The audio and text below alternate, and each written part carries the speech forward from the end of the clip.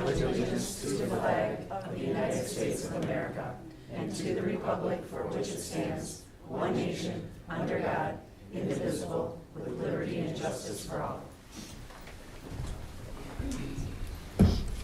Okay, thank you, Kelly. Would you let the record show that we are all present?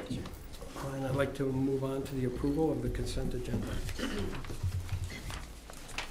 I'll make a motion to approve the consent agenda as submitted. I'll support. All those in favor say aye. Aye. Any opposed? All right, we're going to move on to the approval of the agenda, which again, on this meeting, I would like to add at the end of the agenda, which, we'll put it right after H. We're going to put another discussion about the art in the park, if everyone's okay with that. Yep. I'll move the approval of the agenda as amended. Support. All those in favor say aye. Aye. Aye. Any opposed? All right, move on to announcements, communications. Anyone have anything they'd like to? I'd like to mention that make sure you pay your taxes. They're due. Tax day is September 14th, but this year it falls on a Saturday, so it is extended till Monday, September 16th. And there's many ways that you can pay your taxes. Of course, we love to see you. That's our favorite. But we have drop boxes. You can drop it in. You can use the United States Postal Service. You can pay them online. So don't forget, because penalty starts on the 17th. So it's the school tax bill. And that's all I have to say. Okay, anyone else? I'll just say that we are getting ready to receive our ballots. We were hoping they were going to come on the 19th for the absentee ballots, but unfortunately, it looks like they aren't going to come till Saturday the 21st. I'm not sure what the holdup is, so we'll be having a public test on the 26th. And I think that's it. If you don't have your information in needing an absentee ballot, please send it to us or call us or stop by and we will get you an absentee ballot. Okay, thank you, Michelle. Anyone else? All right, seeing none, we're going to move on to call to the public, or you can come up and talk about non-agenda related items. Please keep it to 3 minutes if possible, and state your name and address for the record. Oh, you can't hear? I was trying to, sorry. All right, this is the time when you can come up and talk about non-agenda related items. Keep it in 3 minutes if possible, and give your name and address for the record. What did you, yeah, come on up, sure. Hi, I'm Hi. Pamela Marsh, and I'm the owner of Van Cura Painting Company, and we have moved to 29450 Haas Road. We have been in business since 1967, starting out with my parents, Sonia, Garth, and Jacqueline Van Cura. And If I can stop you for 1 second, you're actually on the agenda. Oh, are you, Yes. is this the painting company? Yeah. Yeah. Oh, yeah, you're So on the when agenda, when so we if you call need to say. on Yeah, we are on the I am so agenda. sorry, I didn't hear Not that yet, was right? right. Yeah, not yet. Okay. Yeah. You are on the agenda, we'll give you time, I promise. Sorry, but we're both hard here. I get it, I get it. That's okay. I didn't quite get that either, thanks, Carol. Oh, my God. Okay, well, anyone else out there would like to come on up? All right, seeing none, we're going to close the call to the public, and we're going to go to reports. DDE is first on the list. Amy. Good evening, everyone. Good evening. I have brought pictures, some slideshow that has some photos from the events that have happened in the last month since we've last met. So if you want to make sure to look through all of those while I'm giving my report. Since we last met, we had the opportunity to welcome Gus's Carryout to our community. We had their ribbon cutting. Thank you to everyone that attended. They had a really good turnout there. They were very excited to see everybody. They gave out some free samples. Everybody even took home some to-go bags, so we were really excited there. We had the opportunity to attend the Reyes Holdings groundbreaking ceremony. That was a really great event. We're looking forward to having them in the community. Had the chance to meet some of their other local representatives and workers, so opened up some good lines of communication, and they are looking forward to working with us on some community events moving forward, so we're excited. We also had our first meeting for our Development Area Citizens Council, which was created to help us with our TIF amendment that we'll be submitting to the county coming up this year. We have scheduled our second mandated meeting for the end of this month, so we are moving forward with that process. We are working with DTE on an acquisition proposal for the ring road lighting, so that's something that the DDA is looking at too. We've had the opportunity to talk with Main Street Oakland County, and we have scheduled a session for a strategic planning and transformation strategy session. So we'll be having a special meeting on October 22nd from 5:30 to 9:30 in the evening. Our DDA board members will be invited, our committee members, members of the board here will be invited if they'd like to attend, and some other key stakeholders. So we are looking forward to doing that, and Main Street Oakland County actually is providing us with a grant to cover half of the cost. So the total cost for that training is $4,000, but they will be covering $2,000 of it. So we're very happy about that. And then just to give you an update on some of the community events that are coming up and that have taken place. You'll see pictures up there of our Get Fit on the Grand. This was our second year for that program. We ran 2 of them this year. We had over 50 people attending and 8 participating businesses. And we want to thank Dr. Paula Ruffin with New Hudson Chiropractic and Wellness Center. She was the coordinator for that event this year. Our Music on the Grand Summer Concert Series wrapped up. We had a very successful summer. We averaged between 150 to 500 attendees throughout the summer. We had an estimate about 1,600 total that came out to join us. And we had 24 businesses or community groups that had tables throughout the summer, 7 food trucks and 6 bands, and over 24 volunteers that donated about 175 hours of community service. So we thank them for all of their help with that. Our Economic Vitality Committee is moving forward with some new programs. We are running a business short stories event. It'll take place on Monday, September 16th from 5:30 to 7:30, and that will be at the Warbirds of Glory Museum over at the airport.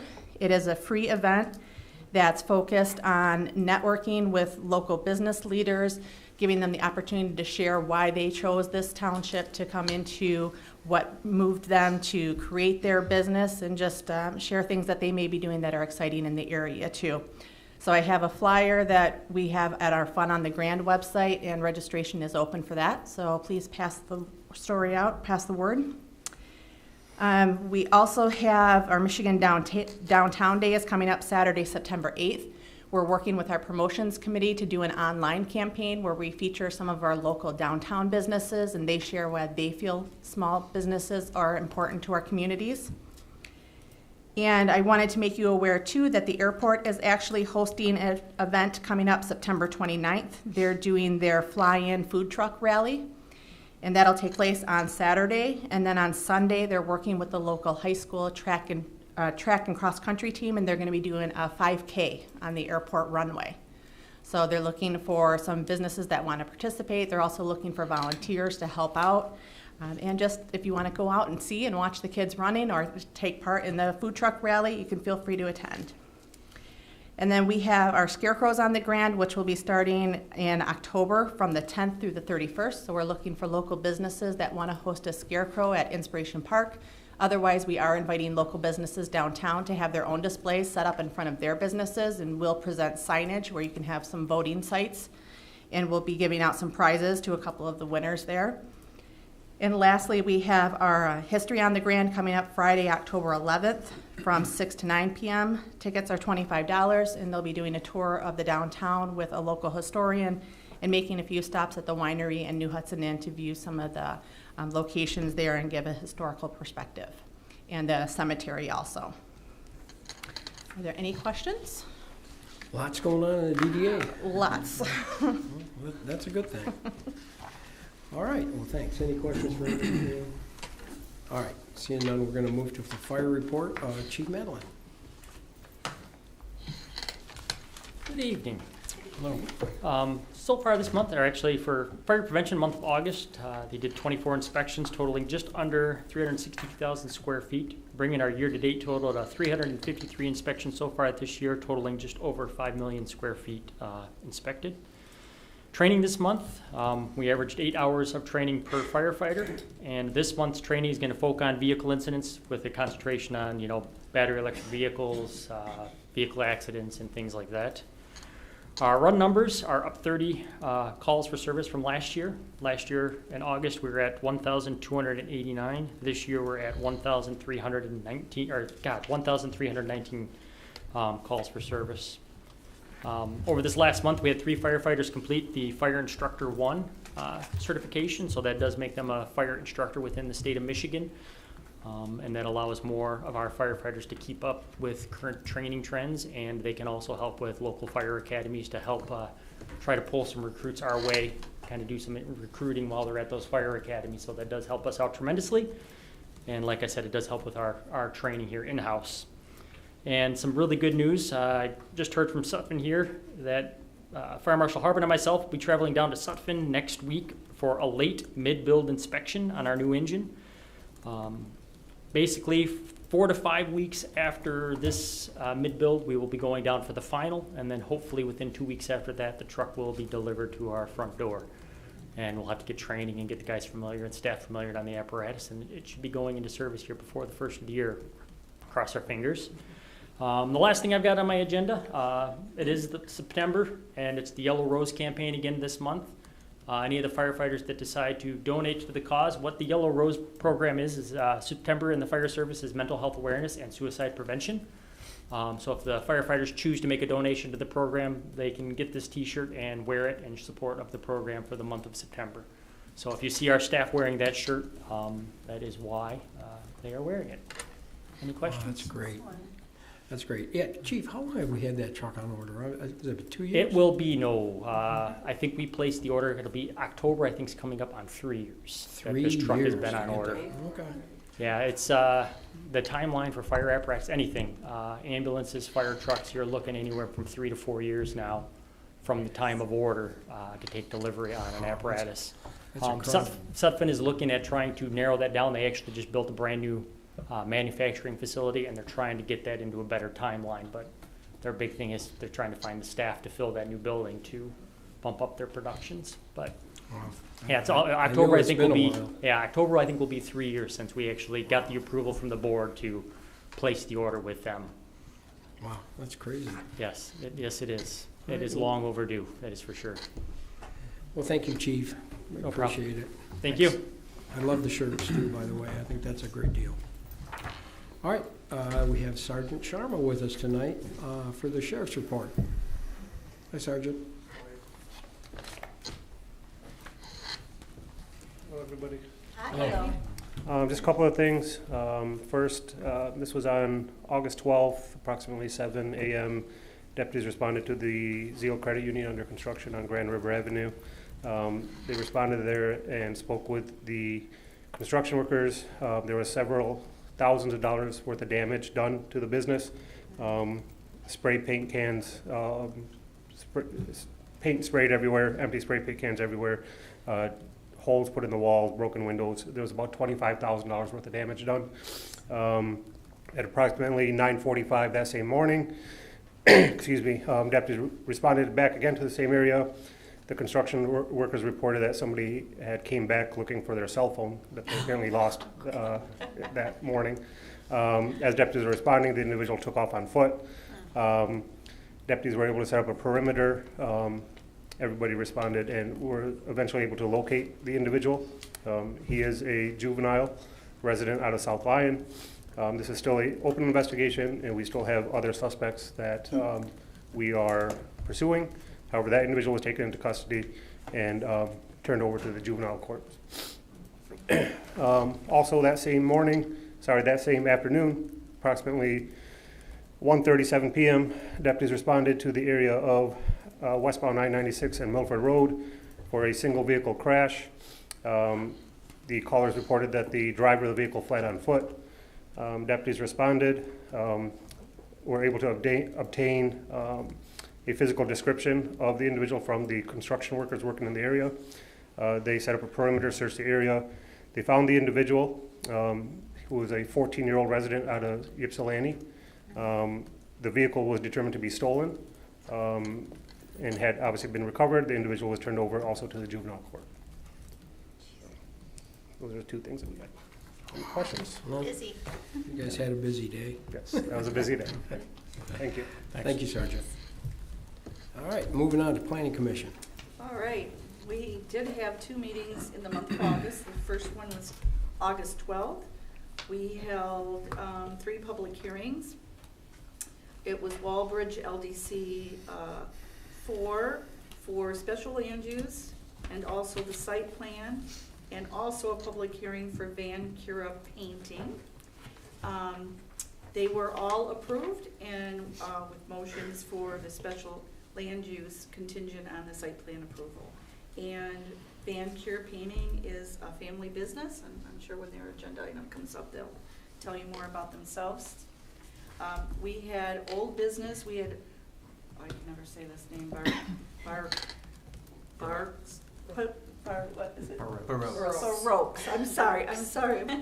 Anyways, it was their site plan review, and we did approve that with a discussion and recommendations of the consultants' letters. Under new business, we had the Pine View condominiums and extension of approval, and they still needed some additional time. So the Planning Commission did approve a 1-year extension for them. Then our next meeting was on Monday, August 26th. We had no public hearings. We had old business, and Brian has been preparing this permitted use table. And you're gonna love this because it actually spells it out in a very nice table and easy to read, better for our ordinance. And I think that it's gonna be very helpful to the people that are looking into our zoning ordinance. So Brian's gonna put it all more together, and he'll bring it back to the Planning Commission. And then under new business, we also had an extension approval for the Oaks, and that was also granted. So that is my report. Any questions? Okay. All right, no questions. We're going to move on to ZBA. Lisa? We had no meeting. It's a sad, sad day. Okay. Sounds good. Well, thanks for the report. I usually have something a little bit more entertaining, but no, it's just sad. Okay. Thanks. We're going to move on. Building Department. Jay. Hi guys, I got a few things for you. Just to keep you updated, Hudson Towns has submitted for 3 more buildings with 11 units each, so that is continuing to move forward. The Amazon building has submitted for a transformer upgrade, partially for the EV charging stations that they've installed, which should be put into service here shortly as soon as we get a bollard issue taken care of. Lone Oaks on Ambassador Drive West has submitted for their build-out, so that's moving forward. The plans for the library has hit my desk, so those should be getting looked at here probably this week. Hopefully get that project started sooner than later. And reviewed the plans for Noble Social, which is the old Kensington Grill. They're put in doing a remodel, adding some outdoor seating, some storage in the back, so that was approved by our department. So you should see that hopefully getting started here shortly as well. Great. Well, sounds like things are going well there too. Any questions for Jay?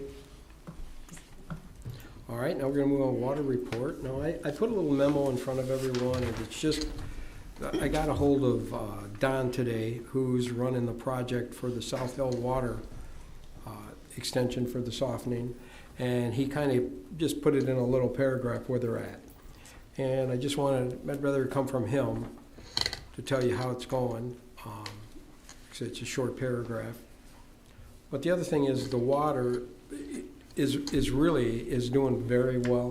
We've got very good water, but it's still a little bit harder than I'd like it to be. And so that's why it's so important to get this plant online, because this will really help bring the grains down. So this is really important, and they got a little behind because there's a little bit of ordering and lead times and things like that, which seems to be the norm nowadays. But this is a big building with a lot of stuff in it. But they did get through the Planning Commission, I believe. Right, Patty? Yes. Yeah. Yep, they did. So they got through the Planning Commission, and I think they're ready to go. So I can't really tell you much more about it than that. Anybody have any questions I tried to answer? Okay. All right, then that concludes our reports for tonight. We're going to go ahead and move no unfinished business. We're going to move on to new business. Our first A is Walbridge LDC Ivy, what is that, 4 or 5? 5, 4? Four. That always give me.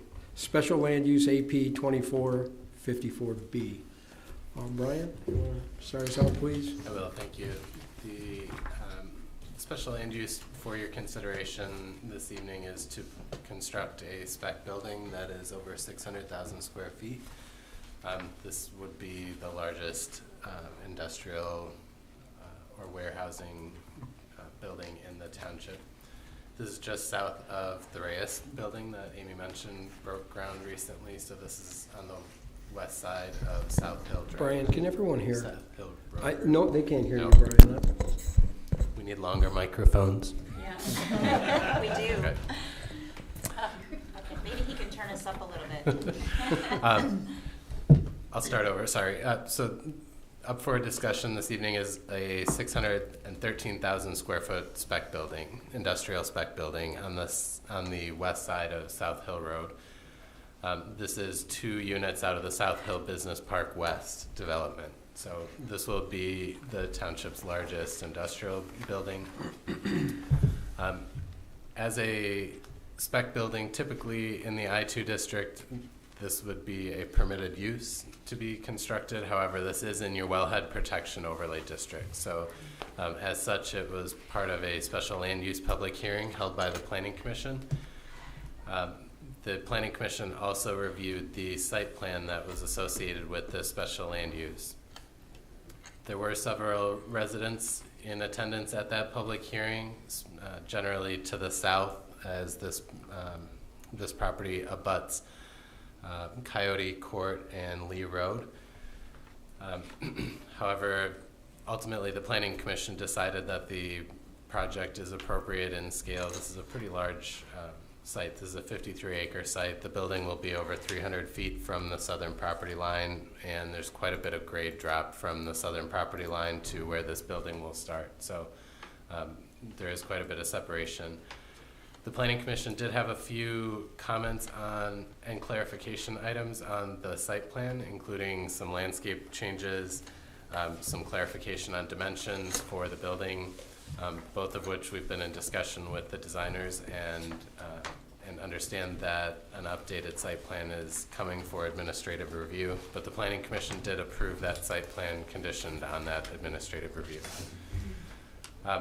In terms of the special land use criteria for the Wellhead District, this is a speculative building at this point in time. So just in terms of the building itself and the related infrastructure like the parking and the stormwater requirements, this is a building that the township zoning ordinance and future land use plan has anticipated.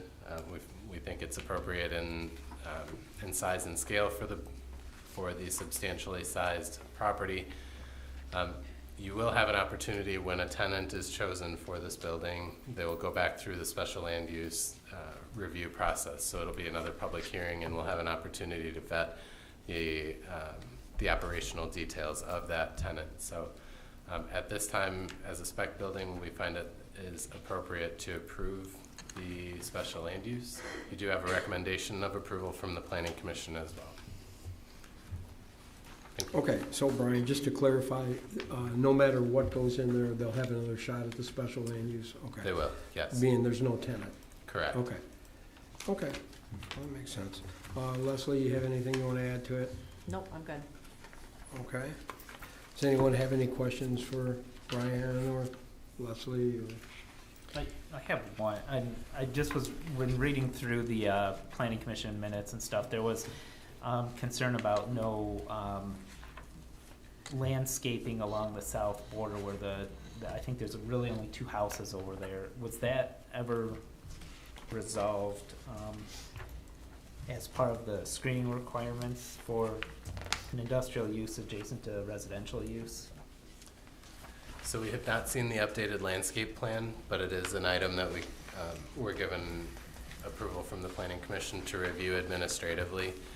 The standards for that green belt between the industrial use and the residential use are pretty straightforward in the ordinance. There's not a lot of subjectivities to it. So we'll count plants, make sure that they are large enough and that they're planted in an appropriate location that they'll live on that slope, and that should satisfy the ordinance. There's a berm there too, so the plantings go on the berm. Yeah, it's I about think a it's actually the 15 grade. foot. It's Going at dropping down, that's what it looks Yeah. like. Correct, the minutes. homes are about 15 feet, well, it kind of varies, but 12 to 15 feet higher than the grade of the building itself.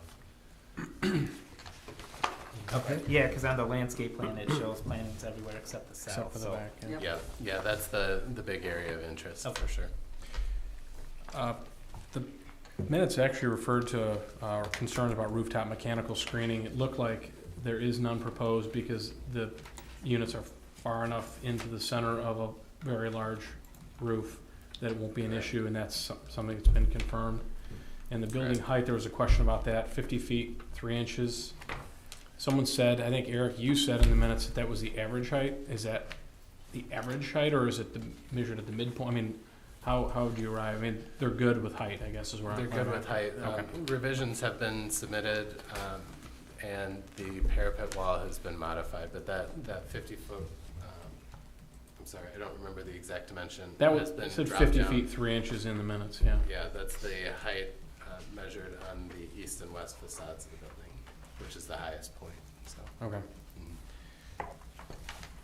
Yeah, I had a question on the screening to the south too, but I know that they referenced the 15-foot grade difference, and so if they're gonna plant that, the top of that with Correct. screen material, then that's gonna go a long way to break up that, you know, view into that site, so. Does anyone else have any questions for Brian? If not, I know the applicants are here, if you need to talk to them, or if you have any more questions, I mean, they're ready to come up. Are you guys satisfied with what we have, or do you want to I talk? mean, are they satisfied? I mean, I'm sure they Meeting it don't all, want I to come up assume? unless you need them. Happy to come up. Come on up, come on up. Name and address for the record. Well, good evening, everybody. Eric Lord with Atwell here, and with me tonight is Julie with Wallbridge, and Michael with Carlson Design. And yeah, at our planning commission meeting, we heard several comments and have review letters and a few things that we need to clean up on the plans, none of which are a problem for us. We're amending those right now and expect we'll have those back in the next week or so. But yeah, this is very much like the Reyes building across the street. If you remember, that one started off as a spec building as well. Also in the Wellhead district, so we had to come before you for special land use for that one, and then back again once Reyes came on as a tenant, so you can see their operation. So expect the same thing's gonna happen here as they're looking for tenants. That's really it, fairly straightforward, but yeah, we're all here to answer any questions that anyone might have. Okay. Does anyone have any questions for the applicants? I did talk to the lady that came to speak at the planning commission. She called me the very next day. We had a long conversation about the zoning of the property. There's a whole acre of wooded land north of her, but south of the project that they don't own. But she had a little complaint worried about the screening, but I think she was pretty satisfied.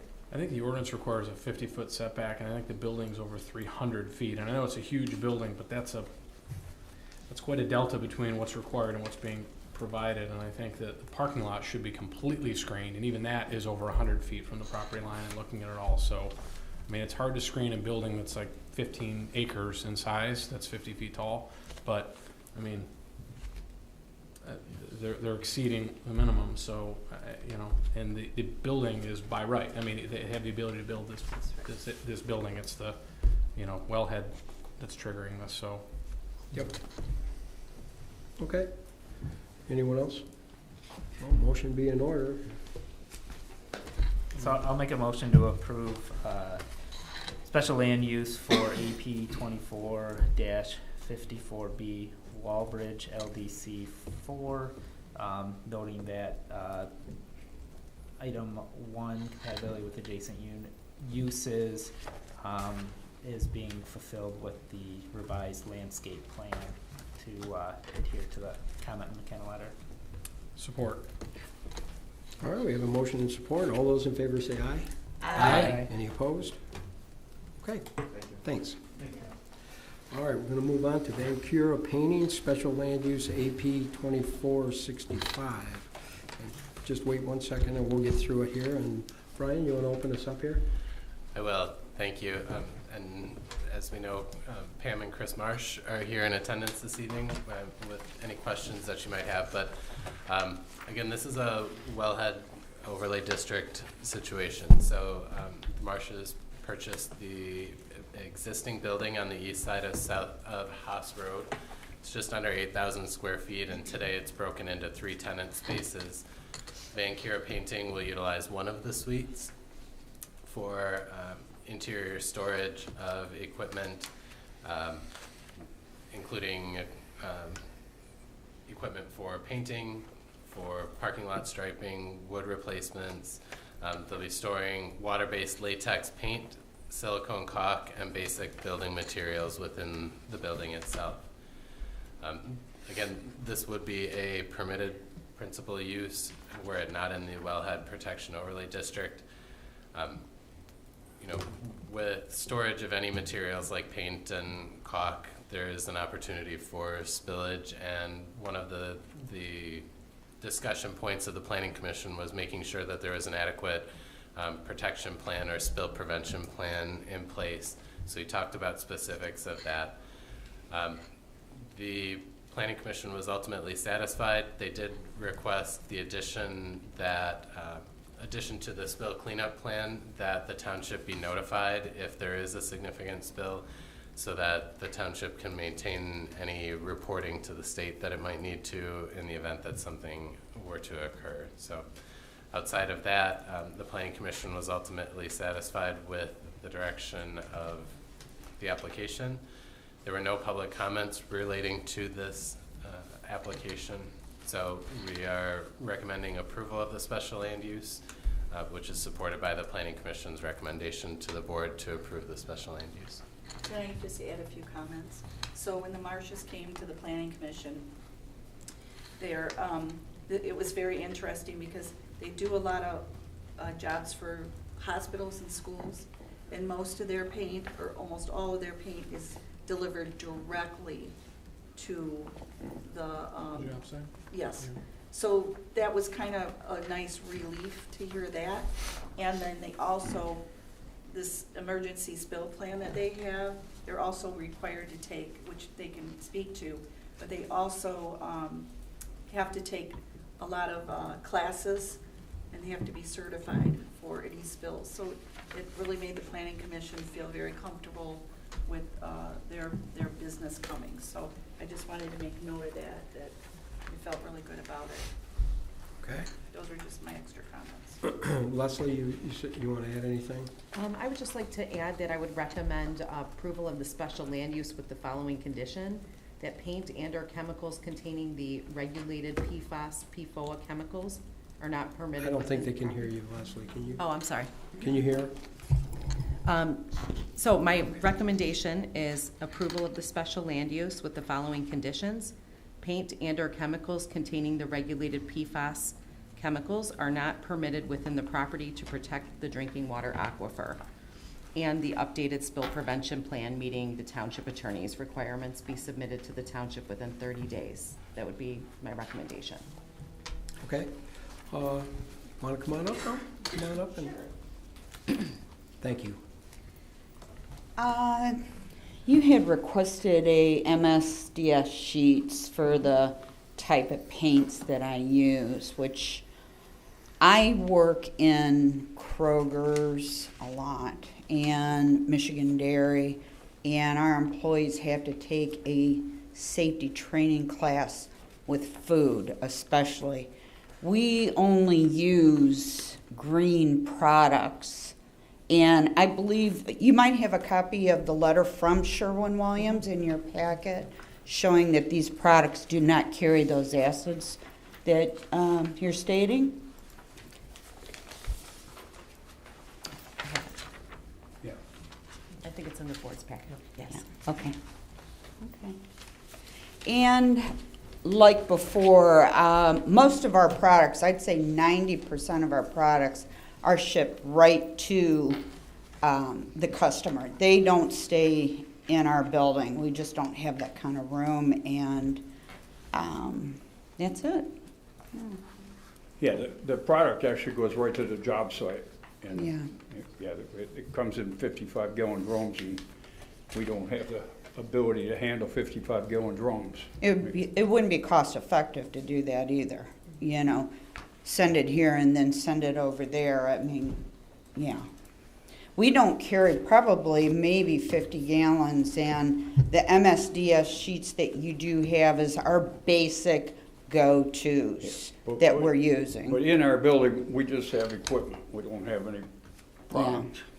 High-lows, things like that, so. Okay, any questions?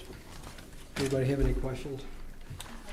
I'm good with this, and I mean, it's, Make a motion to approve AP 25-65 with the following conditions that, per the township engineer's recommendation, no materials containing PFAS or PFOA will be stored on site, and the applicant has mentioned that there is not a plan for that anyway, so it shouldn't be an issue. And additionally, the Planning Commission's recommendation or condition that they had recommended to us on spill prevention and notification to the township. I'll support. okay, we have a motion support. All those in favor say aye. Aye. Any opposed? Thank you. There you go. All set? Thank you. All right, we're gonna move on. Consideration to approve the 2024 tax rate request, L4029 millage rate. Actually, it's the 2025. Oh, That's all right. Sorry, we That's missed all right, no that. I problem. apologize. 25. So, I bring this Sorry. to you every year, and these are the millages. I'm waiting to the 11th hour, but I'm not hopeful that the library millage will be included in this, as it has specific reasons that have to be taken care of before I can add it. But these are the recommended millage rates that we get from Oakland County, and I like to get it in because the Board of Commissioners will be approving this, and then we'll hold our public hearing like we always do. That supports our budget, which we usually do in December, usually. Could be sooner, but, so I'm just requesting that these rates get approved so I can forward them to Oakland County. Okay. Anyone have any questions? I'll move the approval of the 2025 tax rate request, L4029 millage rate. I'll support. All those in favor say aye. Aye. Any opposed? All right. All right, now we're gonna move on to the consideration to appoint the new Lyon Township Assistant Fire Chief. And I know that we have a nice memo written by I Patty. didn't have one, but, And- Oh, here, you want mine? yeah. And- I would actually like to read it because Okay, sure. I'm sorry, there was a little confusion who was writing it, but I wrote it today. And I really just want to read it because I think Bruce deserves my few verbiage here. So, you know that, and this is what I'm gonna write, so dear Lyon Township Board of she got it. Okay. Trustees, now that the fire millage has successfully passed by the township residents, the township is in need of an assistant fire chief to assist Fire Chief Madeline. The interview committee, John, Michelle, and I, felt that we had a candidate within our own fire department. With a recommendation from Fire Chief Madeline, we interviewed Fire Marshal Bruce Harbin. Bruce is currently in the position as Fire Marshal and was hired by Fire Chief Van Sparentek. He has been part of the Lyon Township Fire Department since October of 2022. Fire Marshal Harbin has the education, the skills, and the certifications that is needed for the position. Bruce has 32 years of professional fire service experience and public relations. John, Michelle, and I respectfully request the hiring of Bruce Harbin as the new Lyon Township Assistant Fire Chief at the salary of $79,000 with the starting date of September 15th, 2024. Sincerely. That was one of, and I just want to add that, That would be my motion. yeah. I'll but- support I that don't want motion. Bruce, but Well, let's get a support, if that's your motion. we'll I put think support. so. Somebody said just We'll, supported we'll it. talk, oh, okay. And I just want to say one thing. We are so proud of Bruce. I shouldn't say Bruce, AC. He has been just wonderful. He comes in, he fills us in between chief and fire marshal. I've gotten to know them very well, so it's hard for me not to call them by name, but I know that's disrespectful. But we've gotten a very good friendship, and I'll tell you, I think that our township is probably in better hands than it's ever been with our fire department that we have, and with these two at the helm. It's going to be an amazing time coming, and I appreciate both of you and the whole fire department. I tell you that all the time, and I truly mean that. And I'm so honored to say, I hope this board approves you. So, Call the question. we have a motion and support. All those in favor say aye. Aye. Any opposed? Yay!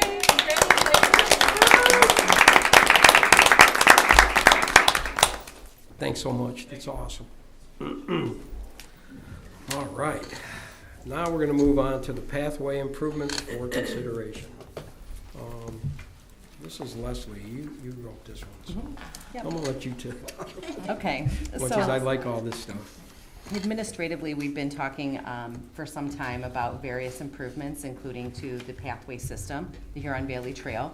Ann McKenna just recently completed a thorough safety audit, which identified some areas of concern. One of those, we've completed an estimate, the crossing of Pontiac Trail with the Huron Valley Trail. That is probably the most complained about crossing in town. And to realign it so that the pathway is perpendicular to the road adds quite a bit of expense, along with a rapid flashing beacon. Each of those are about $60,000, but that whole intersection is, the estimated costs are close to $300,000. In addition to that, there are several other crossings of the Huron Valley Trail at intersections that are concerning, including Grand River, Milford Road, and Lion Center Drive. And again, each of those rapid flashing beacons, that's not a full signal. That's the sign where you push the button and then it it's like a strobe light effect on the driver. That's how I think of it. They would be powered by solar. You do have to replace them and maintain them approximately every 10 years, so it's just something to keep in mind for future budgeting. So this is for discussion and potential action tonight if there's any of these improvements that you'd like to move forward on. And in addition to that, we wanted to bring to your attention that the DNR did not approve the grant for the pathway and bridge into the library park. It's a very expensive crossing, and wanted to get your feedback if you would like us to apply for the Ralph C. Wilson Foundation. So those are for your consideration tonight. Well, I want to say one thing about any grant that's available. I think it's a good idea to go for it because it would help us with that bridging across the library pathway, and I think we all think that that's really important. Yeah. But I want to say one other thing before you start. These are big numbers, okay? And I know they're important, but further down here when we hit Martindale Road, we got some big numbers to talk about. Mm-hmm. So I just want to I would like to take these before we take any action on this stuff, is to wait until after budget. That's my opinion, because there's a lot of money that we're going to be spending. We still have ARPA money, and that's what this. But that's what we're using the ARPA money on, the one on Grand River. So we still have $78,500 left. But these are way more. No, but we could do the beacon, the $60,000 one. I don't know if there'll be enough time though to use ARPA because you'd have to have bids you just in have by to have it December. earmarked, Just right? for the two beacons? I'm just saying, just timing. I know we have to have bids by December. It's September right now. Maybe. Because they have to be earmarked. Yeah. You could do that for beacons, I think. What do you mean? You could probably get that done, right, for just the beacons. We'll see what's on the next agenda item. No, but I agree with John kind of right away when I saw all the numbers and even pull the budget and stuff to make sure, because obviously it'd be nice to do everything, but there's, I don't know, I guess I went through and mentally prioritized stuff, and obviously the Martindale paving was definitely on the list, and the bridge to the library is probably, the next. And while it'd be nice to realign the Pontiac Trail one, if that had to be cut, I guess we could do the rapid flashing beacons, because we did just kind of redo that anyways. But I'm kind of open to seeing what everybody else thinks on it too, because it is a lot of as John mentioned, there's a lot of items out here. And I know we have a good budget in the general fund, but there's other stuff that's coming. There's gonna be some big money going on. Well, we have to obligate this $78,500, so it has to be obligated by the end of this year. Does, sorry, would including it in our budget hearing in December earmarked as it, would that count as obligated? Or No. do we have to actually have a complete You have to bid have a bid, acceptance? because I'm nervous about the other project. I thought maybe we could do one sign and then, That's, I know if we didn't wanna do two signs, I mean, we'd be spending over that, but, also I know that Derek had mentioned, they wanted what did they want, John, for? He wanted a, Little water, just a little. yeah, he wanted a gator so they can run around and water these trees and things that we're putting in. Borrow the police one. Yeah. It's busy on the Maybe trail. it's in the garage down there, gas it up. Yeah. So oh, go ahead. No, I just go have a ahead. question about the beacons. So they literally have to come and press the button and that will stop traffic so they get Well, across. Well, It'll make the sign flag- go. Well, the sign will go, and that's what I mean, because I think I've read someplace in a few of the surrounding communities, they were just trying to get you to stop no matter what at a bike crossing, whether someone was there or not. Oh, So I thought, if you press the button, then you're aware of them. Right. And you just don't stop for no reason and then everybody runs into the back of you. Right, So- exactly. Okay, so it's a flashing It's a beacon, flashing but sign. they literally have to press it, wait for traffic to stop for them, and then they can go. right. Okay. And there's one on either side, right? One on Yes. either side of the road, so we Yes. would need two at 60,000 each. I think No, there's it's a pair. certain- The For pair the- is for the 60,000. intersection. 60 per crossing. Right. They're typically like double-sided. And we might be able to get But one we in this need- year, it's just that if you had something else for sure that you were gonna spend the money on, it just, we'd have to probably talk about that, I'd have to make some calls to see how quick we can get one of these done. The Pontiac Trail, the one north, that is the one, and that's the big number. Mm-hmm. But that's the one I've had the most complaints from bicyclers ever that I've been here. It's a curve, And it's I would- dark. It's a curve, it's 100% dark, agree. and It's it's a not lot fun. has to do with the freeway closures. Mhm. I told them, gotta be patient, and they like it, I could show you many letters from them. But, and I said, well, that's gotta go to the budget, that's way too big of a dollar amount to, but, so I just, whatever your pleasure is, we don't wanna lose that money, we're not giving it back, it's a lot of money. There's something else you are thinking that you might like? Well, could we do, in terms of the ARPA stuff, could we do the Lion, Center Drive, Grand River, Milford? And I know the city had offered to split 11 Mile with us. We had 411,000 left. We bought the sign for the fire department, their number up there, that was 12,500.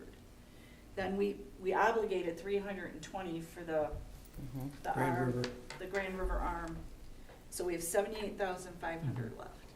But That's, if we packaged all the rapid flashing beacons together, then we might be able to get a better price if we did 4. maybe, that's up to you, But it's to also be a timing clear, thing. Each crossing needs 2 of these, so we need more than 4. So you're saying for I'm 60,000, we counting get each. two-sided signs? Yes. Yeah, that's my understanding, yes, from. Because everywhere I see design them, there's engineer. one on both sides. I know they're two-sided signs, but what I mean is not only are they two-sided, but you put 2 Right. at each crossing. So 60,000 gets you 2 two-sided signs. That is my understanding, yes. I mean, I would sure I'll hope so. confirm that, though. It's a street sign I know, with right. flashing lights on And it. it's solar, How is so- it even 30,000 each? Well, That's ridiculous. I mean, I guess if that's all the wiring and, Well, if it's whatever. solar. Yeah, I was gonna Yeah, say. it is solar. I don't know, and it only lasts It should 10 be- years. It should be so less than that, but That's it's a good estimate. ridiculous.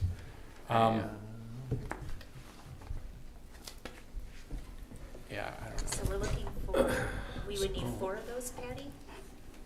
well, we could, we could just pick 2. Because that'd be 120, so 240, 240,000 minus 78. So maybe just 2. So can I ask a real quick question? If we're gonna do the reconfiguration, then I mean, I guess you could do it in stages. You could just put the signs up now and then move them if you're gonna reconfigure them, and that would bring the cost down significantly. But, I mean, that thing, Brian, that your office sent had like 40 more signs. I mean, people from outer space will be able to tell that there's a crossing from that. So I'm sure there's another $100,000 in other signs that we're gonna need at that crossing, even when we reconfigure it, right? Or is that without the reconfiguration? I'm not sure what you're So asking. your sorry. analysis, you had a letter that had, I mean, it was an Yeah. array of signs. That includes the reconfiguration. That's reconfiguring it and placing the signs, Correct, right? So that's correct, what it will, the result of the physical, okay. Yeah, I think Patty made the observation that part of that reason with that intersection, you've got a sign so far back so that you don't get people slamming their brakes, right? You So do have, yeah. it is a lot. I'm not our traffic safety guy, somebody else did that. It Well, certainly someone- is a lot, and you are not going to miss anybody No, crossing. you're gonna need to That hire a makes person on either side to yell at people to put their phone down and pay attention that the curve and the crossing are coming, so there's gotta be a cost for that too, right? Yep. Sorry. I would not want to lose the ARPA money, so No. I would say we have to do at least 2, Right. so that's 120. Well, if the general thought would be to potentially reconfigure the Pontiac Trail one, then, and if we need to do at least a minimum of 2, Grand River and Milford are probably the 2. That's what I. Those are the highest. That's what I would pick, but That's- that's what Leslie and I, And that's just personal yeah, experience. well, that's a busy road. Just to be clear on Grand River, the arm that you talked about, that's further down. That's by nearer to New Hudson Inn. Yes. So it's not, it's By the a quarter of a mile away from where we're gonna cross with Yes. these, okay? Yes. And that one's under design, but there's a storm sewer issue there that never mind. Go down a rabbit hole, sorry. We got a little Well, if we situation. wanna do that, let's go ahead and, you know, let's put the money into it. I mean, if you're talking 2 of them are 120, And 78, then minus we'll just have to pay the 78,000, so difference yeah. and we'll deal with the rest of the stuff at budget. I was just gonna say, John, are you saying move ahead on those now so we don't Yes. lose the money? Yep. We can get that in place and Don't then you do the think? rest of Yes. these, yeah, Yep. Presumably, But- there's not a significant cost savings from bundling 2 versus bundling 4, right. right? No, If- I don't think so. So you already have the hard I guess I was gonna say, if for some reason they come in cheaper, Then you pay less. but I would say rather than paying, rather than stopping at 2, for example, if we could get 3. Well, the way you're gonna bid it though, the traffic engineer, GHD, will do the design of this because once it involves traffic signage, they're our It's- consultant. Yeah, So they'll basically put the plans together, permit it, and have a little bid package, and it's gotta go to market like soon. right away. Is yeah. there any logic then to having them do design on all 4 intersections and bid it as a primary and alternate structure? I wouldn't do that right now. If you're So trying to just slow spend 'em down. ARPA money, Okay. right, Yeah. Okay. because that configuration's gonna take some time. You have to get survey right away. So that's a lot longer than just to, like, move quickly with Grand River and Milford. So that would be my recommendation Okay. for this package. to get it Well, out as soon as let's just go possible. forward with the Can- 120 and. And I'm good with that, but Leslie, the only other thing I think we probably need to deal with tonight in your letter is the Ralph Wilson grant, because there's a $5,000 cost, which I know administratively, John, you can just move ahead on. But would it be better, obviously, the cost of that 853,000 is half the township's and half the library's expense. Would it make sense for, and I don't mind us just paying the 5,000, but to do a joint application, so if there is a resolution or some sort of approval needed from our board, I would ask that we approach the library board and have them do a similar, approve a similar motion, so it's a joint application. I would think that that maybe couldn't hurt our chances to have 2 entities applying in concert. No, that is good. And I mean, That I makes don't wanna sense. ask the library to split the, I mean, we'll just pay the 5,000 and get it going, but this is gonna save both of us, you A know, lot. 425,000 each basically to Right. do this, so let's just put it in as a joint application and get their support too. Okay, and then I can work with the officials to determine the details with the grant application, how much we're gonna ask for, that type of thing. We can talk about that. Is that a matching one, or is that just a, There's always matching one, there's always a match, but I don't recall what their minimum is, but they have been, I mean, you've received 2 awards already from them for resurfacing the Huron Valley Trail, and it's pretty straightforward, their application. I mean, Yeah. much simpler than DNR's. Is the design done on this? Yeah, Yeah. It's completely done? yeah, Okay. yeah. I think we've talked about this before, but just when we're talking about grants here, that one would not be TAP eligible, right? No, Okay. no. And TAP, I don't I know that's a wanna whole go for nother TAP for this. Can of worms. Because but- then you have to meet MDOT, you have to do grade inspections. You don't Okay. want to do that for this. Remember years ago, and the timing was horrible, but we had a grant, I want to say it was like $100,000 grant for park improvements on that Mhm. site. And the time came and went, and we lost that grant. Yeah. Correct. Are those folks still around? Is it possible to contact them to see if they would like to get involved in this as an option? I mean, it's not terribly exciting. They were talking about a play structure, They were. and this is not, is it worth giving them? They were really mad at us, like, very mad at us. Yeah. Well, I mean, the timing wasn't right, so I hope that they understand that it wasn't that we didn't I think it might appreciate. make sense to reapproach them when we get to the point of possibly installing a structure like they first wanted, but I don't see them being interested in the bridge. I don't know them. They wanted to be anonymous. I don't think they even gave a name, so I'm just asking for We those know who who did. they are, but Well, they right, didn't you, want to. They- Right. yes. right. So I'm just wondering, because none of us really, some of us don't even know who those folks were, if that's even an option, because it was a sizable contribution and They were Well, very- or any other local foundations too that anybody's aware of. I mean, this is we'll put their name on the bridge. a They plan were- with all the donators. Sean, they were very focused on playground equipment Yes. Okay. in the grants that they were doing, so I don't mind reapproaching them when it comes time to do the equipment. but I Gotcha. don't- We gotta be ready. Yeah. Yeah. Oh, yeah. This time, for sure. They All right, somebody want to try to carve out a motion here? And- I'll make a motion to pursue installing RRFBs at both the Grand River and Milford Road crossings of the Grand Valley Trail for a not to exceed amount of 120,000, pulling first from our ARPA funds, as well as authorizing the expense of applying for the Ralph C. Wilson grant for the bridge for the library site. I'll support. All right, all those in favor say aye. Aye. Any opposed? All right. Now we're gonna move on to the purchasing policy, and Carol, do you wanna explain why we're doing this, or? Sure. Okay. There's two additions I want to make to the policy.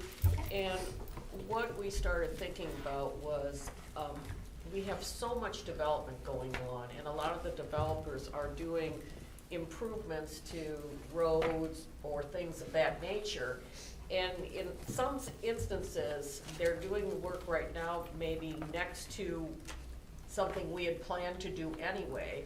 And at times, they get a much better price than we can get going out for bids. So the changes would allow you to piggyback onto their bids in certain situations. I also did an addition that would allow you to entirely waive the bidding process for a project by unanimous vote of the board, if you determine it's in the township's best interest to do that. So I think this is something that would be nice to have that tool available to you to utilize. So those are the two changes. Yeah, I think they're great changes, and I hope the board agrees. Sometimes we get in a position where getting 3 bids takes too long and we lose the project. And that's basically still a unanimous, agreement here at the board level to waive that. And that's all this is doing. Sorry, I noticed one thing. I apologize, I didn't see this earlier, but is it a conflict between the part where you added on the first page in F that we may waive any requirement, and then later on it specifically says for the no sealed bid that it has to be unanimous? No, that's not a conflict. Okay. One is a general statement, and then Alright. the other is a specific for a specific So if we're situation. waiving any general provision, it would be a simple majority, Yep. but that particular But, one yes. has to be unanimous. Exactly. Very good. So in order to waive the bidding process, it's a unanimous vote, Correct. basically. Yeah.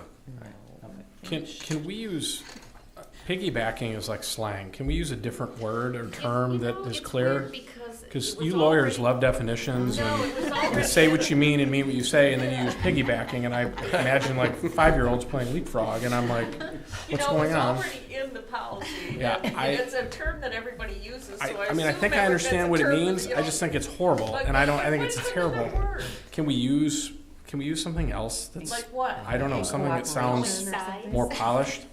Oh, yeah, give me an idea though. I don't know, 'cause you're the I lawyer. hate it too. Well, it's not a legal term. Clearly. Gary, give me another word for piggybacking. Reliance upon. In conjunction with, Yeah, oh, in conjunction, oh, yeah. that would- coupled with. Well, if But we're I gonna- will say In that tandem with. procurement, piggybacking is a common.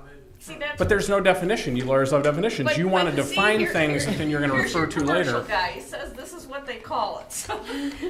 No, All right, he's just I'm just happy gonna he's in the say, back When and I he's try not to- sitting. When I try to put other words in, it's not right, it's not exactly right. you Okay, know? but I guess I'll if think someone on it. challenges it and they say, well, what does piggybacking mean? So piggyback. And we don't have it defined, I'm not trying to be difficult. I No, just I read it and I'm get like, it. wow, I this know what it is, means. this is You weird. kidding me? You don't know what that means? I mean, I do, but I just feel like we don't use like terminology like that. I get it. Okay, I would just say that piggybacking is one word. Okay, here, Gary's gonna give us another word. Purchasing under the terms of the state contract. Well, we're also gonna do it for private, Okay. okay, so you change piggybacking for purchasing under the terms of, Purchasing under the same terms of. okay. I know it's just Wikipedia, but there is an entry for piggyback parentheses law that does describe what we're talking about. So Well, she then might- One, go. you lose. Listen, We're keeping I just- it should be piggybacking, defined. and it's It doesn't- one word, Carol, not the two. All right, so That's what if we make a motion to approve this subject to, I'm going home.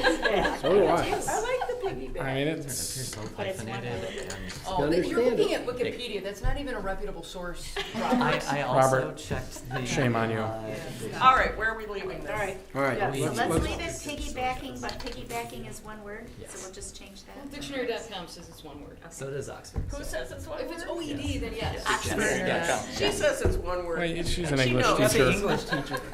Exactly. I like All right, I mean, I'll give up on this argument. I just want to bring it up. It just, if everybody else likes it, I'll Hey, vote we'll for work it, but on it's it. just I like really it. weird Okay, to me. all right, let's get a motion. Anybody want to make a motion? I'm not making a I motion, think but I'll Sean vote should for have it. to make I a will motion. refuse to make a motion, but I will vote for it. I'll make a motion to approve the Charter Township of Lyon purchasing policies with with our attorney's recommendations with section 5A C. 2C. 2C. 2C, sorry. Oh, yep, 2C. 2C. And is this the other one, Carol? 12 on 12? page, Okay. On 12 page- on page 10. Oh, okay. That's my, oh, yeah, okay. Okay, Got it? anybody second? I'll support it. Sorry about that. All right, motion and support. All those in favor say aye. Aye. Any opposed? All right. It's terrible. All right, now we're going to move on to the Martindale Road improvements for consideration, and this is the biggie. So basically, everyone understands that we had voted on paving the remaining part of Martindale Road, I think it was 4 years ago. Back then, it was much less money, and Oakland County Road Commission said they'd give us $350,000 to help us, and back then, it was all right, but they still say they're gonna give that to us. They still say that they'll They're not pitch gonna in put the 350. multiplier on it? Nah, they're not, inflation doesn't go down 3 their years road. later, Fair 4 question. years later. I mean, at least they're still gonna give us. So this is why we talked about piggybacking.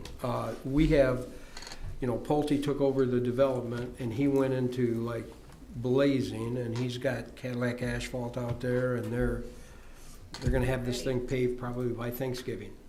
They'll have, yeah, their part for sure would be paved by this Thanksgiving, or they won't And get so building permits. with the residents on the road, we thought that if there was any possibility of getting this paved at the same time, it has a lot of good things about it. It doesn't disrupt our residents again to come back and close the road down and try to repave. We were hoping just to keep this thing moving. And as you can see, to keep this thing moving, we're talking about $2.6 million. So that's what we're talking about. Steve, do we have the money? Well, that's why I want to talk about the budget, because you have this and the library coming Oh, out. I know. Well, So- that's, All the we're library's gonna spending come out. two big chunks if we do the road The, and that. the 2.6 is not reflecting the county's, it'll really be more like 2.3, right? Right. Because county's kicking, I mean, it's still a horribly large amount of money for, especially compared to what, the number started with a 1, when we talked about this 1.4. 4 years, right. Yep, yeah, That's it is. just, 1.4 just 4 years ago. So the, so these were prices given by Pulte's contractors and their subcontractors. I know for sure, part of this too is the intersection is gonna be widened. Each leg would have a center left turn lane, so there's asphalt being added to the intersection. And from meeting with the contractors, we can't guarantee that we can get all of the things done to actually pave this year, but we think there's a chance. I've listed some things that have to be completed. We do believe if we do get to pavement, we can do Martindale Road. Pontiac Trail widening would have to wait until next year, because there's utility poles in the way. So we have to work through the utility coordination to relocate those. But you could get started with this group of contractors, and they would remain to finish the project, and they would be issued a contract that I would develop with Carol's office's assistants, and if you wanted to proceed tonight with utilizing them. Are there unit prices like in line with what we think is? I'm just like, if we're talking about waiving bidding, I would just want to make sure that we feel comfortable that it's not way high.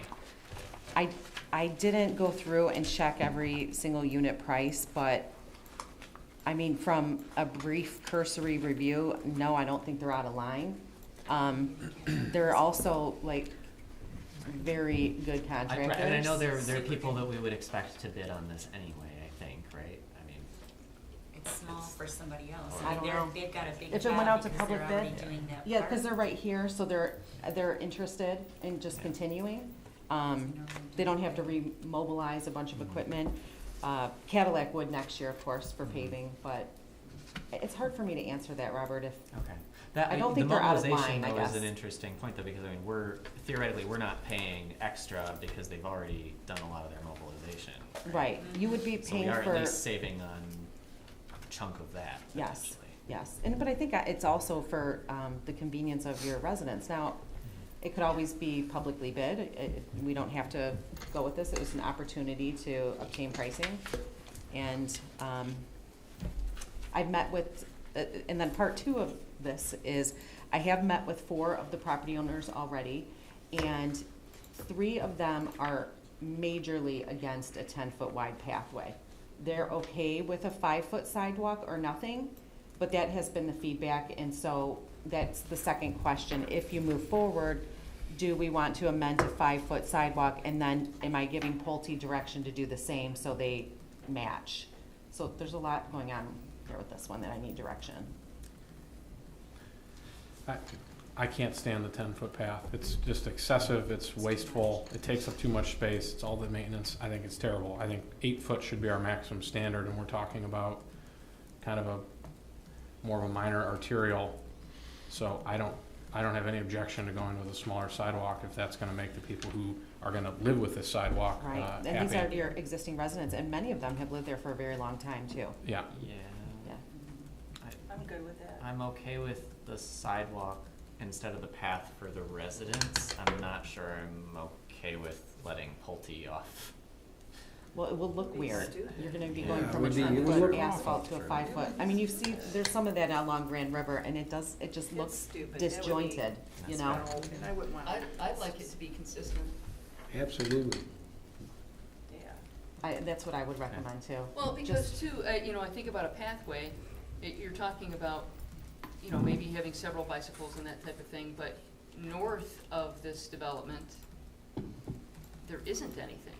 No, there's No, nothing. not. So really, it's just I would think it's more for a smaller use of maybe the residents there trying to get further down, but it's not like this is at this time, it's not like we would have a continuation to the overall Huron Valley bike, Right. bike path. So I'm comfortable with the sidewalk, just get people off the road, it's a safety issue, and not have it so intrusive as to be 10 feet. And south of Pontiac Trail is 5-foot sidewalk Right. existing Yeah. by Martindale Meadows. I mean, I do think that crossing would be an important thing to have in there too, though. I saw that's on the plan. Yes, but yep. I- The ramps will be Yeah. constructed. I know this is sort of as an aside, but if we're ever going to get sidewalks and pathways throughout this township, we have to get away from this 10 feet. We need to readdress People where we want don't 8-footers and where like we're gonna it. allow 5s, or we're gonna stunt the growth of this. It'll be 50 years and we won't have sidewalks everywhere because we want a lane of traffic through people. And it's not just the cost of putting it in, we're getting easements from people who don't want a lane of traffic paved through their front yard. I mean, it's, Exactly. there's a lot of reasons why we shouldn't do it. And we're not going out and getting, federal grants that require AASHTO standards. We've not gotten a single foot of pathway in through it, but that's why we did this umpteen years ago. We need to drop it. And I think we need to reassess how we apply, if we're going down mile roads, major thoroughfares, go with maybe an 8-foot, but a lot of the north and south, I mean, it's just, It's the hardest easements to get, to be honest with you. Right. And I love meeting with the residents, and they were so kind to me, the 4 I've already met with. But I respect their opinion, they live there, and Yep. many of them have been there for 30, 40 years, and, so I'm carrying the message. I think the narrowest path we can provide to not become intrusive to them, but to also maintain that safety of somebody, if you're walking Take a or, walk. like that lady, Pam, you know that lady. Yep. She's always on Pontiac Trail. She and, is, It's so too. dark, and it's like, I feel so bad. There's a She's- lot of people that walk there. I'm glad that you know who I mean when I Yes, say that lady. I know exactly. But No, nobody else knows what seriously, we're talking about. Because, But yeah, she is, I feel so worried for her when I see her walking, and she's walking on Pontiac Trail, and I would do, I'm fine with 5 feet, just so that we can get people. lots of people walk, cause that, Yeah. Twin Pines, Yeah, tons of kids, tons of families, tons of people. Brian's here too, he can tell you, right? It's constantly, and those streets are so narrow because. right. that- Well, and it's not hard if you're gonna if you're gonna encounter somebody else on the path, it's not hard to just kind of fall in line And you behind do one that another. anyways, even if And- you're on a 10-foot path, Yeah. I've seen that. So, I think, I would agree with Sean that we need to get that reduced, it's ridiculous, we do not need 10-foot paths. quick question, Robert, you brought up something, and I was gonna ask the same question, unit pricing wise. I know it's tough because every project's a little different, Leslie, but Pulte obviously has done several projects around in town, and they've been pretty involved with expanding some of our utilities to the north as well. Can we confirm, will they share with us their pricing? Can we compare what they're paying? Will they open their books up and let us confirm that we're paying what they're paying? I mean, I can ask them. I'd like that. Doesn't hurt to because ask. we always pay more. Government always pays more for things in the private sector, and if we can ensure that the contract that they have signed with these paving, with Cadillac, is, we're getting the same extension of unit pricing, then I would feel a lot better about it. And I think that, that would, probably land better with the public as well. I can definitely follow up with them, but And John, I know you have worked with some other folks on some of the utilities. You have a relationship with some of their people where maybe they would, if you nudged them, they would share with you. or they We would, could find, yeah. Because I'd like to push Cadillac to honor that same unit pricing.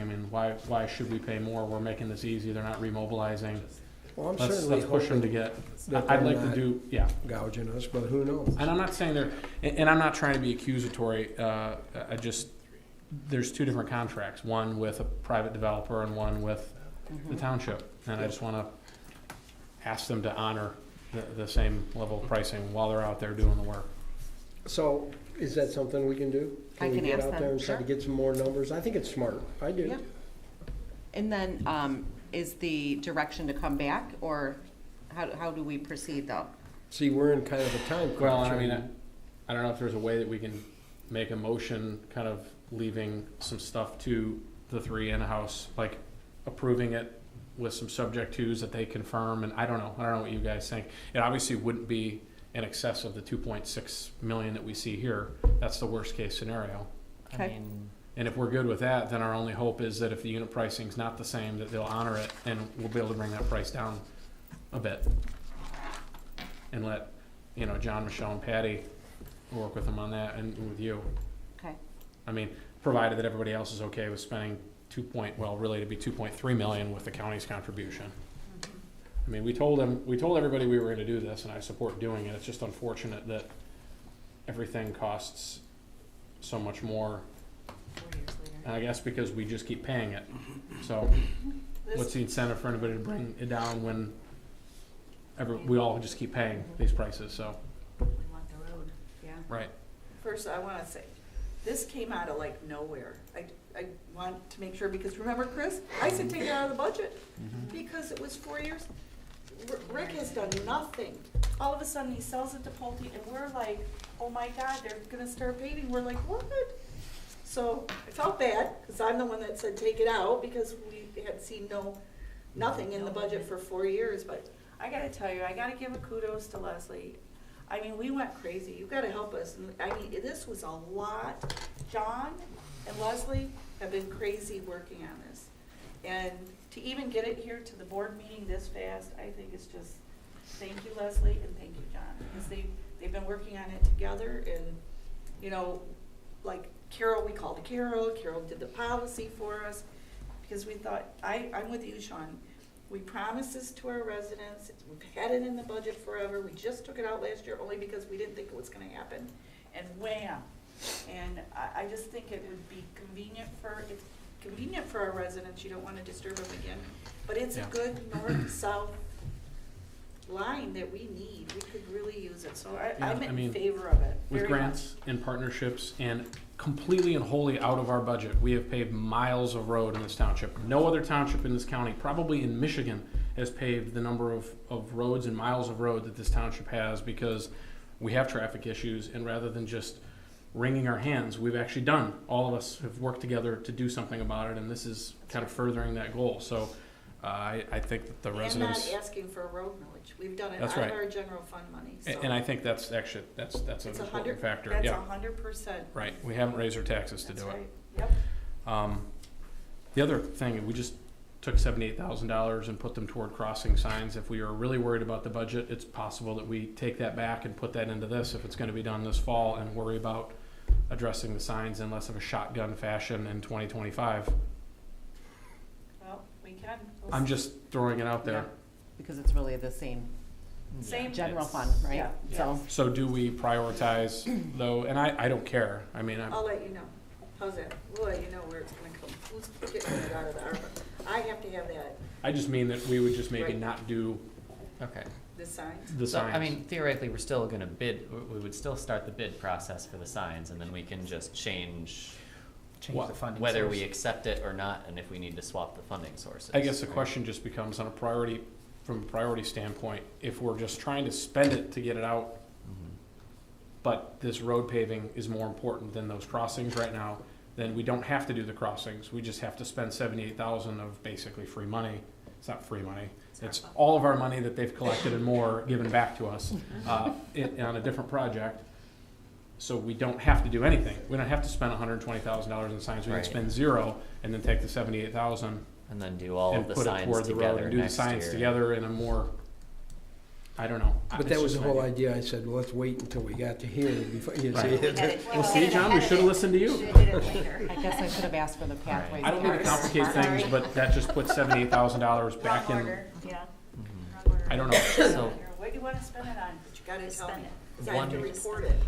one more slightly crazy budget-related thought here is, I guess, if we know that the Pontiac Trail portion would have to be done in 2025, which means remobilization, is there a reason we shouldn't separate that? Say, we're gonna waive the bid requirement, we're gonna go with the subcontractors that Pulte's using for the portion that we think can reasonably get done, and then we'll publicly bid the widening piece? I would not do Or that. no? No, because you're gonna get two contractors working in the same area, and then, like, who does this restoration and who's responsible for that? I would just say either award it all to Pulte's contractors or bid the whole thing. Okay. Because it's really, I wouldn't separate it. And the intent is they'll hold the pricing. This is the complete cost of the Yeah, project, yeah. even though it won't be done. And it does include Cadillac remobbing to do Pontiac Trail. Oh, okay, all I right, that confirm was. that. Now, great. the contract is gonna look a little different because we're gonna be changing like the amount of curb, that kind of thing, if we go forward, but this is the budgetary numbers.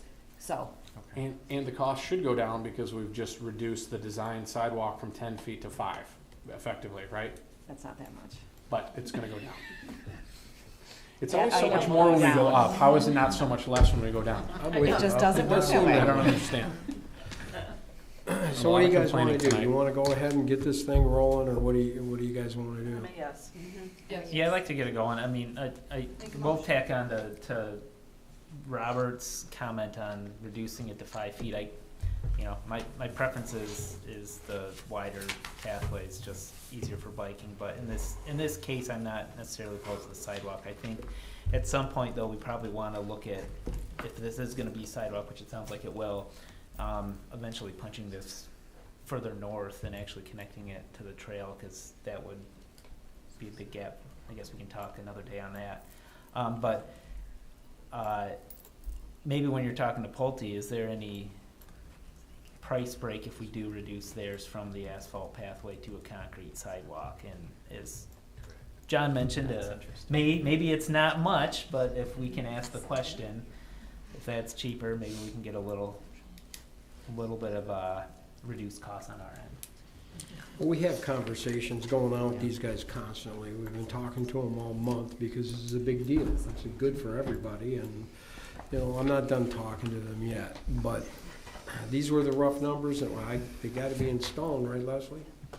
They're not going up from here. If we say good here, I mean, this is, Well, I mean, I don't have, the only thing I'm nervous about saying up, it's just because I do have those plan modifications that I'm gonna be adding some curb, but I think, I'm comfortable with this as the budgetary number because we've added a contingency, a healthy contingency on here as well. But yes. yeah, and do I- you think we're gonna need that much as a contingency? I mean, that's just kind of like, that's a lot of money. You're talking $500,000. Oh, we're gonna run into bad soil. We will. That's everybody's favorite thing to charge us for. I'm actually kind of worried about utility coordination. I think there's an AT&T line that might be right in the way of the storm sewer. So it's really hard to give Till you go. 100% answers on this one because we're kind of scrambling to We get it are done. scrambling. And this And- contract that would lock in the unit costs, just the total amount might change, right? Right, exactly. Well, no, we'll have a contract. Before they sign a contract, we'll know the number, and the officials will know. So if there's anything that's concerning there, it'll probably be a stop, I would imagine. This is getting authorization to move forward, Okay. finalize the plans, work with the contractors, develop the contract, have Carol's team review it. I mean, it's basically, if tonight you give the go-ahead, it's go time. Oh, boy. All right, I'll make a But motion. even this is still gonna be, because it doesn't include contract administration, inspection, and any geotechnical stuff too. Right, Yeah, but there's contingency there. right. And a That's lot why it's of it. 20%. No. Okay. That actually is an interesting question. If we're going through their contractor and these are their subcontractors, is their contractor responsible for construction administration, or are you because it's a township project? It's a township gonna have project. to It's watch not it, really yeah. gonna be an agreement with Pulte. It's gonna be an agreement with Pulte's contractors. Okay. So we're they won't skipping. really be involved with it other than asking. They did pull it together though. I mean, They did. they were there in the room with the contractors and, I mean, and I apologize for them getting in the packet late, but it took literally until Thursday for them to give me their prices. This is a huge deal for them, having paved access to the north and south of their drive. So they're Oh, I'm gonna sure be, they're liking right. it. This is huge for them. So of course, they're gonna push it. That's why I'm hoping that they can push for their unit pricing. How do you wanna deal with, John, this question of unit pricing, Pulte unit pricing? What do we want to do? Do we want to not to exceed this, or how do you want to, we're kind of like up in the air on a few things, and do you want to take out the county's portion? No, I would approve if you're inclined to, approve the budgetary number. And the motion would also authorize the township supervisor and clerk to enter into a contract. And You're gonna have to have a motion to waive the bidding process. Does that need to be separate, or? No, but you can put it all together. Kelly, you're gonna be tired. Start the motion with waiving the bidding process. I'll make a motion that we waive the bidding process laid out in the procurement policy for the Martindale Road improvements, and award a contract to Cadillac Asphalt at an amount not to exceed $2,635,000, including a 20% contingency. B&V. B&V, not Cadillac. Yeah, B&V. B&V would be B&V legal. with Stante and Cadillac as a subcontract. Okay, B&V Earth Movers. Do I need to start over? Okay. I feel like I need to start One over. more time. So with the not to exceed amount, and that also, the motion also will include reducing the pathway from 10 feet down to a 5-foot sidewalk. And that would include an allowance for Pulte to also put a 5-foot sidewalk in to match ours. And I'd also request that the supervisor and the engineer work with Pulte to try to match unit pricing on our contract, so it matches with their unit pricing for their paving contract. I'll support, one question, the $350,000 from the road commission, that's part of this, so That'll we come have to out. reduce that 2.6? No, I think because Leslie it was still saying has that's to the be award paid out of amount. the budget, and that Okay, will so come they will give back. it to us. So Right, that Give goes it to into us. the general fund, Perfect. yep. Okay, We still have to pay it all out. understood. I don't think they're gonna write a check to them separately. I No. think they'll pay us once we pay Okay. them. Do you want to add something to the motion about the 350, or not at all? He's already asked about the invoice. He wants us He to wants the invoice him, invoice so this month, so he can send you the money. we can get that money whenever. I mean, Dennis Kolar is asking about it? Okay. Well, No, Gary, no German. charge. I mean, it doesn't hurt to throw in a utilizing 350 from if you want, I think. The motion also includes a notation that Oakland County Road Commission will be contributing $350,000 toward the total cost of this project. Does that sound good? Everybody Yep, good? amended support. All right, we have a motion in support. All those in favor say aye. Aye. Any opposed? All right, get this I have thing to go back to moving. the office.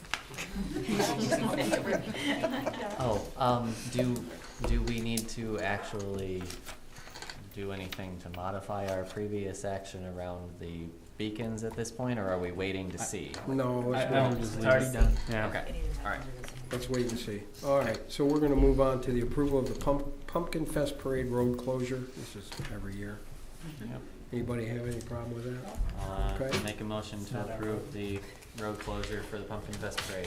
Support. All those in favor say aye. Aye. Any opposed?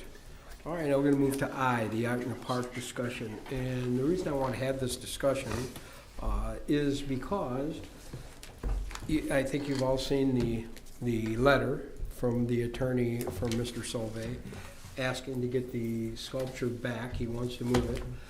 But myself, you know, we have, by the memorandum given to us by Mr. Solvay, he wanted to start an art in the park where it was really, really something that they drove around and it was really encouraging.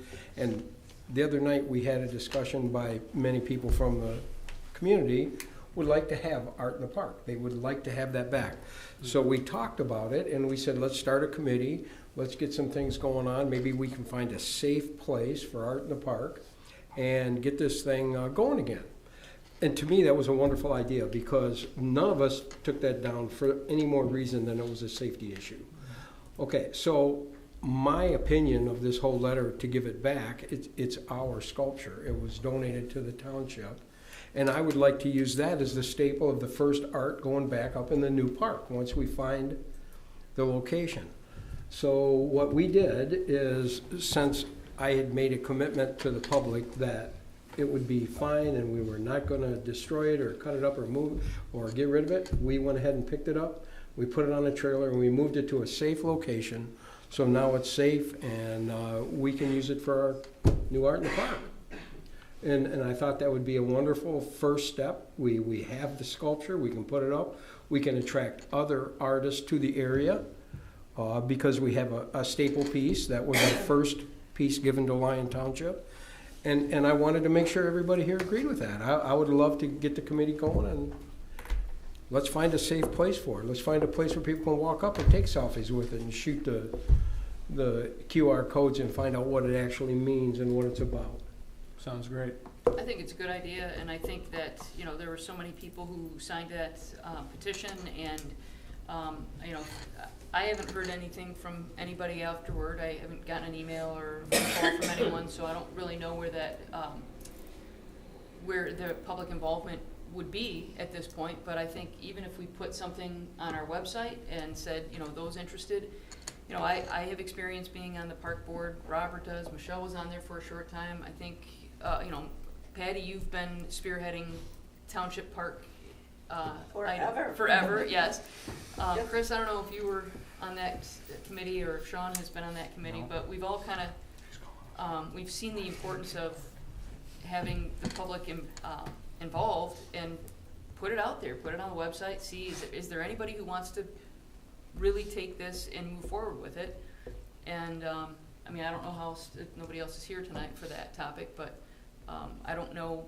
I did get just the one email from Lisa who spoke, and she asked, you know, where do we sign up for the committee? But I mean, it was the day after the meeting, and I didn't have anything for her. So once we talked about it or decided what was going to happen with the sculpture, if anything was going to happen, then I would get back with her. But I just had not yet. Oh, okay. Yeah. So, but she was my only one that had emailed and said, you know, who do I contact for the committee? And I'm like, we don't have a committee yet.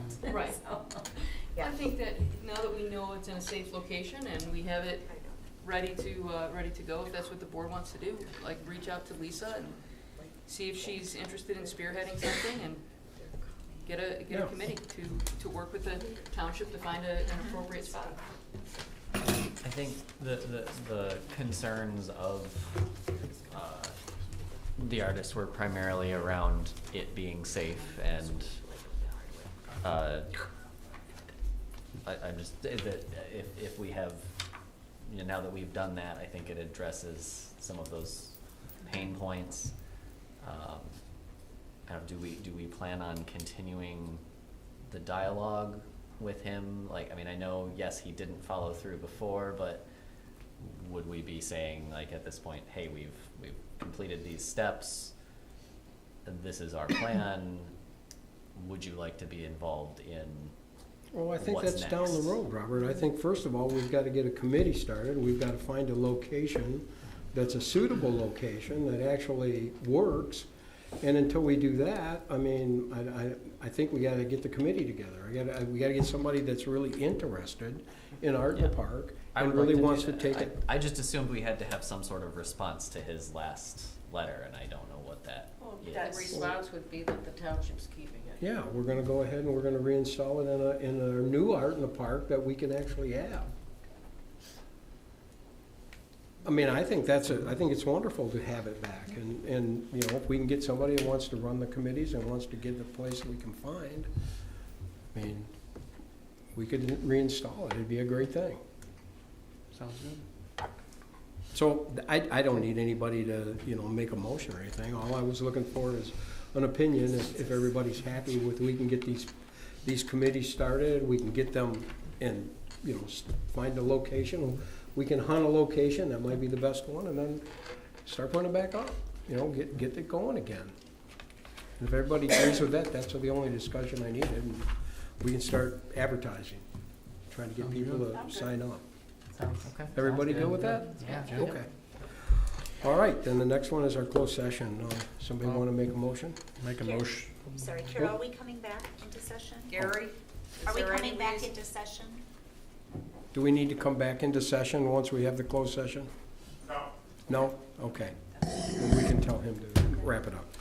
All right. Okay, I'll make a motion that we move into a closed session to discuss pending litigation, Oakland County Circuit Court case number 20-179677 CK, in accordance with the Open Meetings Act MCL 15.268E, as an open meeting would have a detrimental effect on the position of the township, and to discuss an attorney-client privilege communication pursuant to MCL 15.268H related to the same.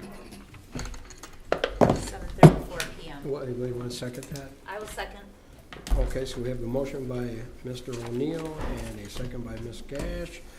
Could you please call this by roll, Kelly? Robert Swain, Yes. Patricia Carconi? Yes. Sean O'Neill? Yes. Michelle Cash? Yes. Christopher Enlow? Yes. John Dolan? Yes. Please, Blades? Yes. All right, we're going to adjourn to close.